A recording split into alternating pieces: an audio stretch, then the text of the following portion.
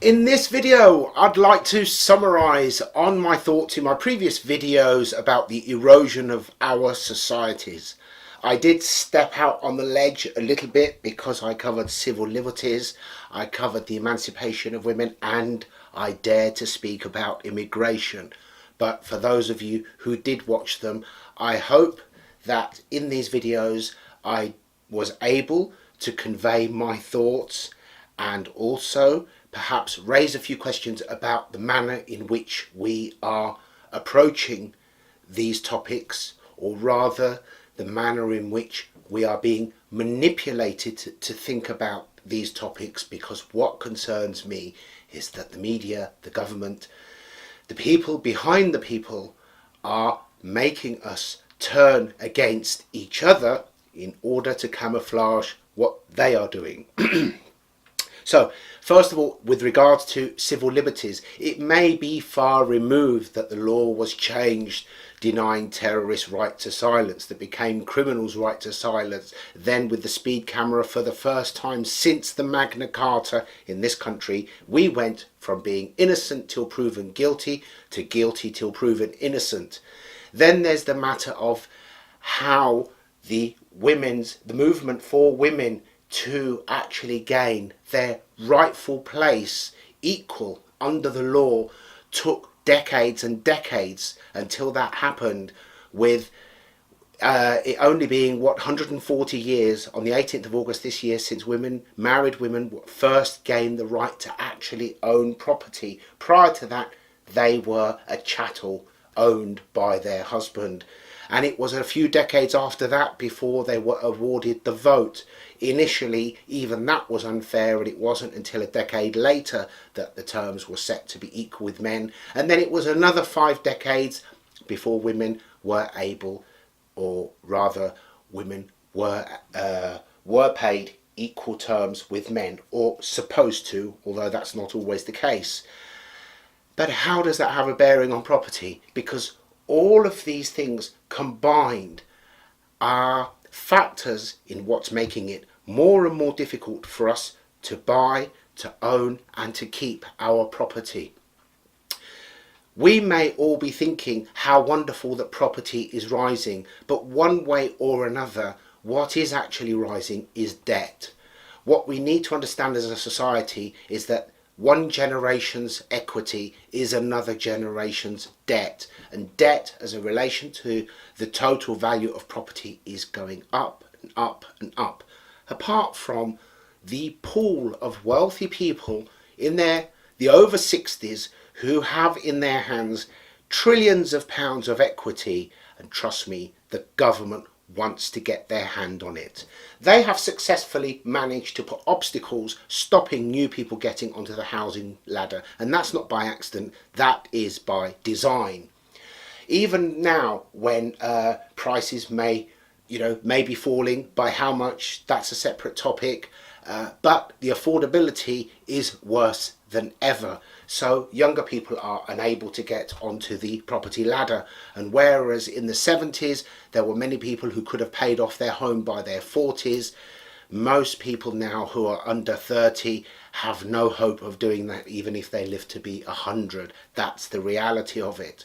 So they've cut the inflow into the property market. Now we've got all those older people who've got all of this equity, and the government wants to get their hand on it. They don't want it trickling down. Hence the reason previously I'd actually mentioned that you should go to, it's called ukwealth.tax, and look at the government's discussion on enforcing a one-off, believe it or not, wealth tax. This was actually commissioned under Boris in 2020. So this is not a Labour movement. This is not something Jeremy Corbyn's dreamt up. This was actually instigated under Boris, and they are looking at literally stealing the equity of the wealthy. Initially, they're trying to convince us that they're going to go for just the super rich, and we will go, oh yes, absolutely right. But that won't be the case when it actually happens, because most of these wealthy people don't own the properties in their own names, and they're not going to go and raid corporations, they're going to raid individuals. They want Mr. and Mrs. Mops who've worked hard all of their lives and they own a nice detached property or whatever the case may be, and it's worth 1 million, 2 million, 5 million, whatever the case is. They deserve it, they work for it, they started from nothing, but the government doesn't want them to keep it. More importantly, they don't want their children to get hold of it, because the direction that we're going is that the corporations are buying everything. And even those of you who are individual landlords, you were encouraged to make sacrifices to buy your buy-to-let properties in order to help the rental market, and then bang, George Osborne comes in with a 3% surcharge. Then we had the Deregulation Act in 2015. Then we had Section 24. Now capital gains tax. Since my last video, the Chancellor's speech is going to be reduced to £6,000 from April and £3,000 the April following that. Who will suffer the most with this reduction in the capital gains tax allowance? It is the small investor. And as I have said previously, George Osborne's calculated stamp duty surcharge of 3% had the most effect on individual developers who would be buying 1 or 2 properties to renovate or develop in whatever case may be. Because, surprise, surprise, those who can afford to buy 6 properties in one go or more don't pay the extra 3%. And now with capital gains being reduced, the allowance being reduced, again, it is the small person who is going to suffer the most. But more importantly, as I've said previously, there are hundreds of thousands of properties in this country that are below par, and that is where the Chancellor should be directing investors, landlords, individuals to be focusing on buying and renovating and improving our housing stock. But they don't want you to do that. They don't want you to actually make the effort to buy this housing stock. And things are getting worse. They are creating a crisis. Since my last video, we've had the immigration figures released. So for the last year, net migration is over 500,000, excluding those arriving by boat. As it stands, we would need to build one house every 5 minutes, 24 hours a day, 365 days a year, just to keep up with the new demand, let alone to catch up. And yet the government is doing nothing to encourage individuals to invest in development. And therefore I do believe that this is all part of a greater agenda.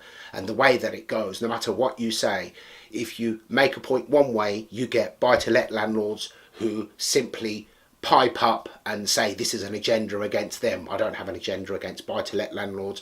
I don't have an agenda against individuals. I don't have an agenda against success. I celebrate success. On the contrary, I'm actually angry that the government is punishing success. With regards to buy-to-let, I do blame the government, going back to the 1980s when the right to buy was introduced, for not enforcing strict rules on building replacement properties for everything that was sold. That's too late now. But there is so much investment money available in this country, the government could quite easily introduce incentives to encourage this money to be directed into build to rent and then sell, or whatever the case may be, but they don't. And the corporations are buying everything. As I said, last year 15% of all residential sales were to corporate investors, and that will only increase, and year on year the available stock is falling.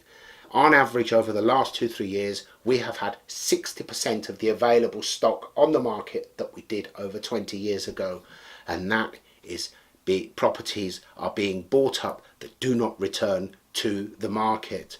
But those of you who may be smug and thinking I'm all right, Jack, I wouldn't speak too soon, because trust me, Mr. Chancellor, one way or another is going to come for you too. So the time for being complacent and the time for the arrogance of just pulling up the ladder should be over, because rather than be turning on each other and rather than be arguing because we think that if Labour were in they would do this and if the Conservatives were in they would do that, they are all rotten to the core, and we should not even waste a minute or waste our breath arguing about which one should be in. None of them should be in, but it is down to us to actually make that decision, and to us as individuals, as a community, as a nation, to say enough is enough. We will vote these people out one by one and beat them at their own game. That's all I have to say on this matter, and I think enough of the doom and gloom, and in my next videos let's move on to something that's much more interesting: investment opportunities. Oh, I do intend to have a few more rants, so keep watching, but I wouldn't be me if I weren't having a rant. Anyway, goodbye for now, and I'll see you in the next video.